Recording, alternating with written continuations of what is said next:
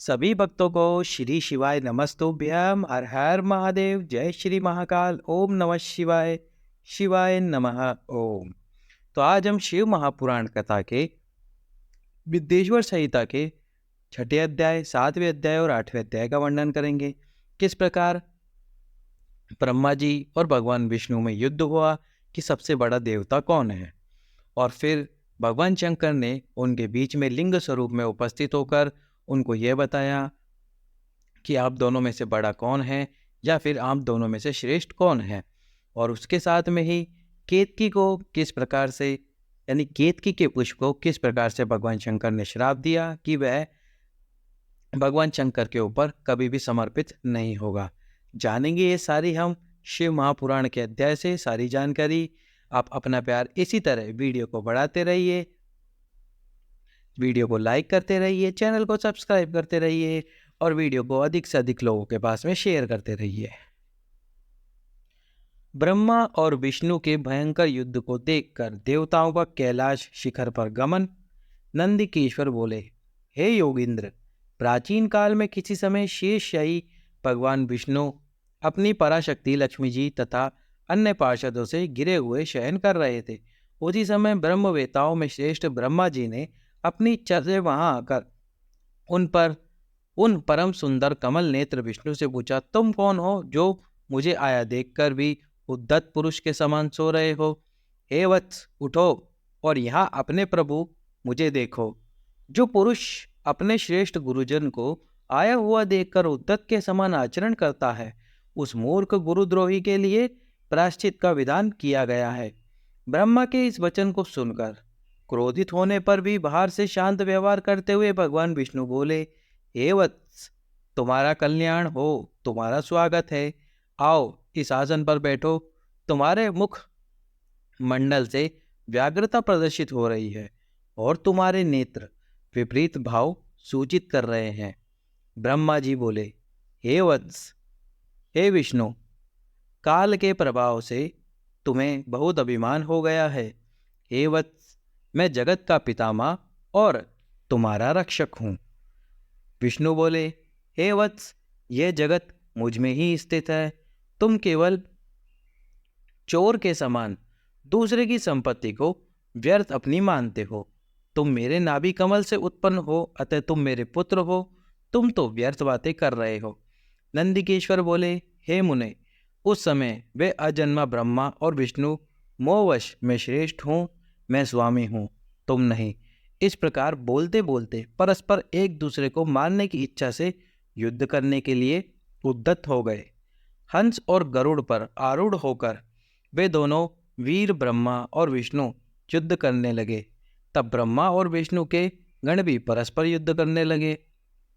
उस समय सभी देवगण उस परम अद्भुत युद्ध को देखने की इच्छा से विमान पर चढ़कर वहां पहुंच गए। वहां आकर आकाश में अव्यवस्थित हो पुष्प की वृष्टि करते हुए वे युद्ध देखने लगे। गरुड़ वाहन भगवान विष्णु ने क्रुद्ध होकर ब्रह्मा के वक्ष स्थल पर अनेक प्रकार के असंख्य दुस्सहाय बाणों और अस्त्रों से प्रहार किया। तब विधाता भी क्रुद्ध होकर विष्णु के हृदय पर अग्नि के समान बाण और अनेक प्रकार के अस्त्रों को छोड़ने लगे। उस समय देवगण उन दोनों का वह अद्भुत युद्ध देखकर अतिशय व्याकुल हो गए और ब्रह्मा तथा विष्णु की प्रशंसा करने लगे। तत्पश्चात युद्ध में तत्पर महाज्ञानी विष्णु ने अतिशय क्रोध के साथ शांत हो दीर्घ निश्वास लेते हुए ब्रह्मा को लक्ष्य भयंकर महेश्वर अस्त्र का संधान किया। ब्रह्मा ने भी अतिशय क्रोध में आकर विष्णु के हृदय को लक्ष्य कर ब्रह्मांड को कंपित करते हुए भयंकर पाशुपत अस्त्र का प्रयोग किया। ब्रह्मा और विष्णु के सूर्य के समान हजारों मुख वाले अत्यंत उग्र तथा प्रचंड आंधी के समान भयंकर दोनों अस्त्र आकाश में प्रकट हो गए। इस प्रकार ब्रह्मा और विष्णु का आपस में भयंकर युद्ध होने लगा।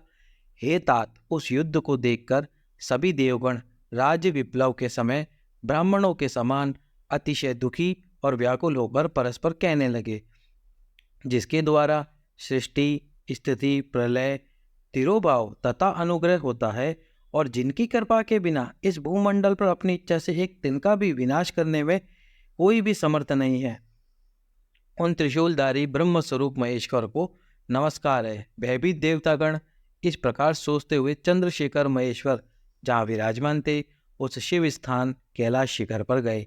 शिव के उस प्राणवाकर स्थान को देखकर वे देवता प्रसन्न हुए और प्रणाम करके भवन में प्रविष्ट हुए। माँ उन्होंने सभा के मध्य में स्थित मंडप में देवी पार्वती के साथ रत्नमय आसन पर विराजमान देवश्रेष्ठ शंकर का दर्शन किया। वे वाम चरण के ऊपर दक्षिण चरण और उसके ऊपर वाम कर कमल रखे हुए थे। समस्त शुभ लक्षणों से संपन्न थे और चारों ओर शिवगण उनकी सेवा में तत्पर थे। शिव के प्रति उत्तम भक्ति भाव वाली कुशल रमणियां उन पर चवर डुला रही थी। देव निरंतर उनकी स्तुति कर रहे थे और वे अनुग्रह की दृष्टि से सबको देख रहे थे। हे वत्स, उन महेश्वर शिव को देखकर आनंद अश्रु से परिपूर्ण नेत्र वाले देवताओं ने दूर से ही उन्हें दंडवत प्रणाम किया। भगवान शंकर ने उन देवों को देखकर अपने गणों से उन्हें समीप बुलवाया और देव शिरोमणि महादेव उन देवताओं को आनंदित करते हुए अर्थ गंभीर मंगलमय तथा सुमधुर वचन कहने लगे। शिव जी बोले, हे पुत्रों, आपकी कुशल तो है, मेरे अनुशासन में जगत तथा देवश्रेष्ठ अपने अपने कार्यों में लगे तो हैं। हे देवताओं, ब्रह्मा और विष्णु के बीच होने वाले युद्ध का वृतांत तो मुझे पहले से ही ज्ञात था। आप लोगों ने यहाँ आने का परिश्रम करके उसे पुनः बताया। हे सनत कुमार, उमापति शंकर ने इस प्रकार मुस्कुराते हुए मधुर वाणी में उन देवगणों को संतुष्ट किया। इसके बाद महादेव जी ने ब्रह्मा और विष्णु की युद्ध स्थली में जाने के लिए अपने सैकड़ों गणों को वही सभा में आज्ञा दी।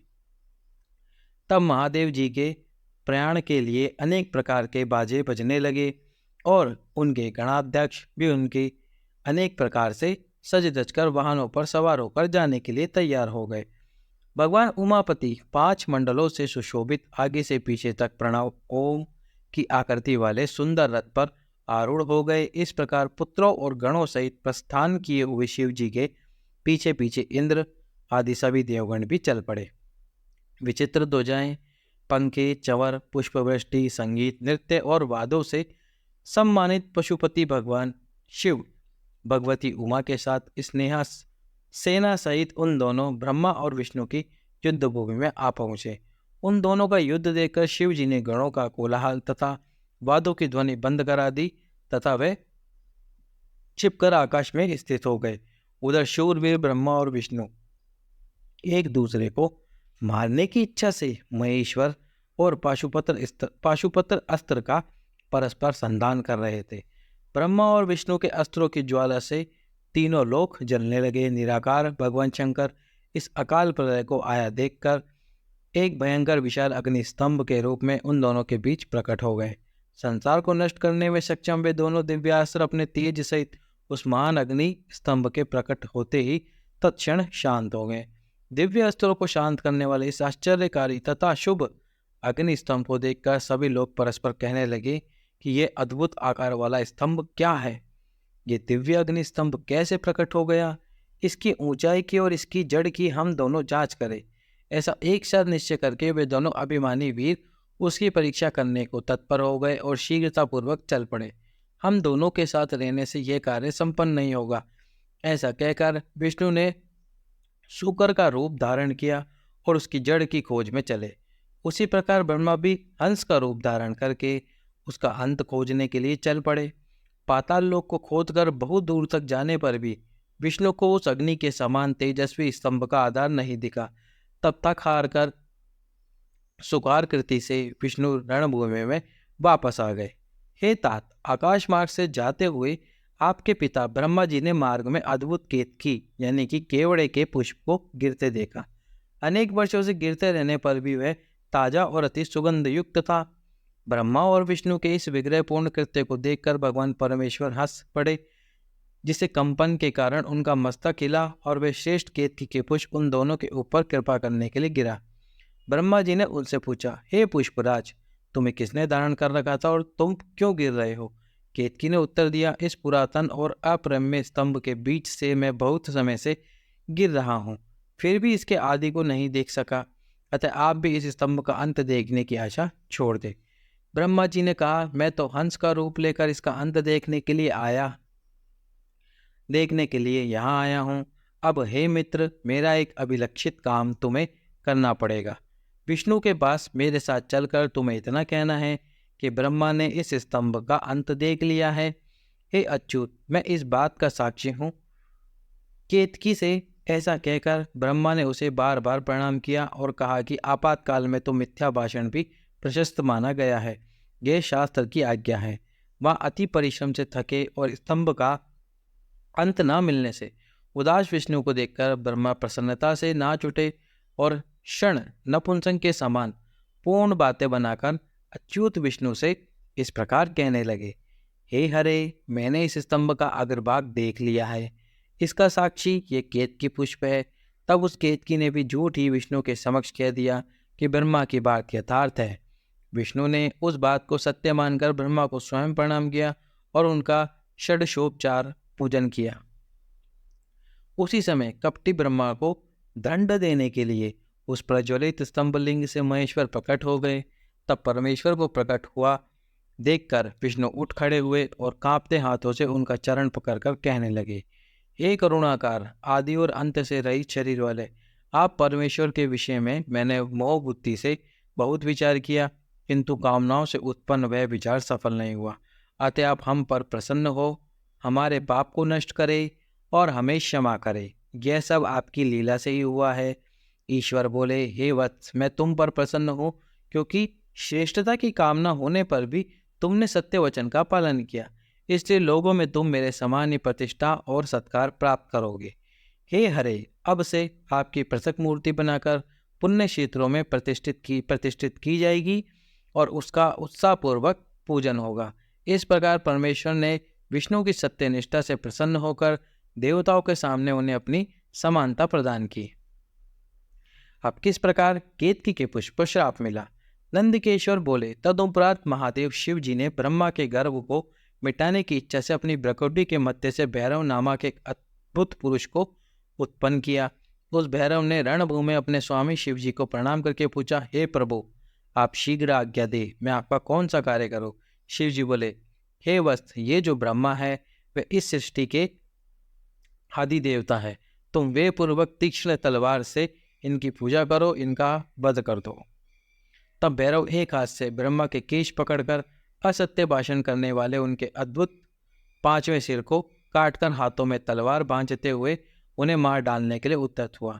हे सनत कुमार, तब आपके पिता अपने आभूषण, वस्त्र, माला, उत्तरी एवं निर्मल बालों के बिखर जाने से आंधी में झकझोर हुए केले के पेड़ और लता गुल्मों के समान कंपित होकर भैरव के चरण कमलों पर गिर पड़े। हे तात, तब ब्रह्मा की रक्षा करने की इच्छा से कृपालु विष्णु ने मेरे स्वामी भगवान शंकर के चरण कमलों को अपने अश्रु जल से भिगोते हुए हाथ जोड़कर इस प्रकार प्रार्थना की, जैसे एक छोटा बालक अपने पिता के प्रति टूटी फूटी वाणी में करता है। अच्युत बोले, हे ईश, आपने ही पहले कृपापूर्वक इन ब्रह्मा को पंचानन रोम प्रदान किया था, इसलिए वे आपके अनुग्रह करने योग्य हैं। इनका अपराध क्षमा करे और इन पर प्रसन्न हो। भगवान अच्युत के द्वारा इस प्रकार प्रार्थना किए जाने पर शिव जी ने प्रसन्न होकर देवताओं के सामने ही ब्रह्मा को दंडित करने से भैरव को रोक दिया। शिव जी ने एक सिर से विहीन कपटी ब्रह्मा से कहा, हे ब्रह्मन, तुम श्रेष्ठता पाने के चक्कर में षटेतत्व प्राप्त हो गए थे, इसलिए संसार में तुम्हारा सत्कार नहीं होगा और तुम्हारे मंदिर तथा पूजनोत्सव आदि नहीं होंगे। ब्रह्मा जी बोले, हे महाविभूति संपन्न स्वामिन, आप मुझ पर प्रसन्न होइए। मैं आपकी कृपा से आपके सिर के कटने को भी आज श्रेष्ठता समझता हूँ। विश्व के कारण विश्वबंधु दोषों को सह लेने वाले और पर्वत के समान कठोर धनुष धारण करने वाले आप भगवान शिव को नमस्कार है। ईश्वर बोले, हे वत्स, अनुशासन का भय नहीं रहने से ये सारा संसार नष्ट हो जाएगा। अतः तुम दंडनीय को दंड दो और इस संसार की व्यवस्था चलाओ। तुम्हें एक परम दुर्लभ वर भी देता हूँ, जिसे ग्रहण करो। अग्निहोत्र आदि वेदांतिक और गह्य यज्ञों में आप श्रेष्ठ रहेंगे। सर्वांगन पूर्ण और पुष्कल दक्षिणा वाला यज्ञ भी आपके बिना निष्फल होगा। तब भगवान शिव ने झूठी गवाही देने वाले कपटी केतक पुष्प से कहा, अरे शठ केतक, तुम दुष्ट हो, यहाँ से दूर चले जाओ। मेरी पूजाओं में उपस्थित तुम्हारा फूल मुझे प्रिय नहीं होगा। शिवजी द्वारा इस प्रकार कहते ही सभी देवता ने केतकी को उनके पास से हटाकर अन्यत्र भेज दिया। केतक बोला, हे नाथ, आपको नमस्कार। आपकी आज्ञा के कारण मेरा तो जन्म ही निष्फल हो गया। हे तात, मेरा अपराध क्षमा करे और मेरा जन्म सफल कर दे।